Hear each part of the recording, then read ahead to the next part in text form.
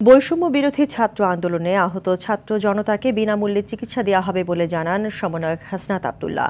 তিনি বলেন, বেসরকারি হাসপাতালে চিকিৎসাধীন কেউ খরচ চালাতে না পারলে তা বহন করা হবে। স্বাস্থ্য অধিদপ্তরের অতিরিক্ত মহাপরিচালক আহমেদুল কবির জানান, বেসরকারি হাসপাতালগুলোকে আহতদের চিকিৎসায় সর্বনিম্ন খরচ নিতে বলা হয়েছে। দুপুরে ঢাকা মেডিকেল পরিদর্শন করে এসব কথা জানান তারা। আরও জানাচ্ছেন এআর বাদল।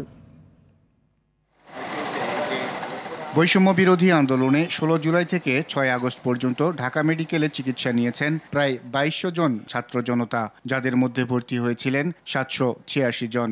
মৃত্যুবরণ করেন 167 জন, আর এখনও চিকিৎসা নিচ্ছেন 163 জন। এ হাসপাতালে ঢাকার বাইরে থেকেও গুলিবিদ্ধ ও ধারালো অস্ত্রের আঘাতে আহত হয়ে চিকিৎসা নেন অনেকে। ছাত্রলীগ লোকজনই মারিছে, এরা আগের দিন শাসিছে, মিছিলে গেছিল, মোটরসাইকেল আলোয় দেখছে যে রামদালি দাঁড়া আছে, মোটরসাইকেল ফেলা দিতেই অমনি তাও আইসি মোটরসাইকেলটাও নিয়ে গেছে। ঢাকা মেডিকেলের পরিচালক জানান, আইসিইউতে এখনও 9 জন মৃত্যুর সঙ্গে পাঞ্জা লড়ছেন। ইমরান নামে একজনের মরদেহ বেওয়ারিশ অবস্থায় মর্গে পড়ে আছে। আমরা আমাদের একটা ফান্ড রেজ করেছি এবং সেই ফান্ড থেকে আমরা এই বৈষম্য বিরোধী ছাত্র আন্দোলনে আহত ছাত্র এবং অন্যান্য পেশার যারাই আছে সবাইকে বিনামূল্যে চিকিৎসা দিচ্ছি। চিকিৎসার খোঁজ নিতে গিয়ে সমন্বয়ক হাসনাত আব্দুল্লাহ আহতদের চিকিৎসায় সর্বোচ্চ প্রাধান্য দেওয়ার দাবি জানান।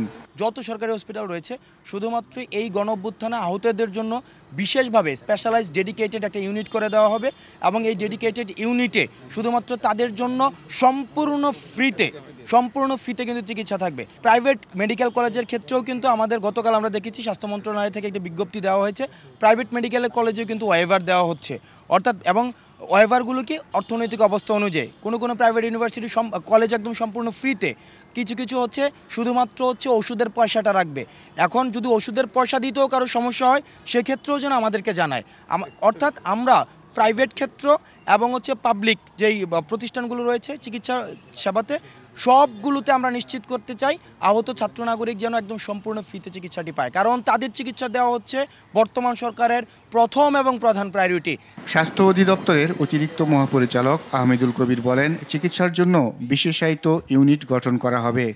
অলরেডি প্রাইভেট হাসপাতালকে আমরা নির্দেশনা দিয়েছি এই আন্দোলনে যারা ছাত্র জনতা আহত হয়েছে তাদের কাছ থেকে মিনিমাম বিল নেওয়ার জন্য, আর যদি তাদের একবারই সম্ভব না হয় সেই বিলের ব্যবস্থা আমরা করব, কিন্তু কোনো ছাত্র জনতার উপরে বিলের বোঝা যাতে না চাপানো হয়। ঢাকা মেডিকেল পরিদর্শন করে মৎস্য ও প্রাণী সম্পদ উপদেষ্টা ফরিদা আক্তার জানান, অন্তর্বর্তী সরকারের মুখ্য দায়িত্ব আহতদের চিকিৎসা নিশ্চিত করা, এবং যেহেতু এটাকে প্রায়োরিটি সার্ভিস হিসেবে নেওয়া হচ্ছে, স্বাস্থ্য সেবাটাকে প্রায়োরিটি দেওয়া হচ্ছে অন্তর্বর্তী সরকারের মধ্যে, তাহলে নিশ্চয় সম্ভব।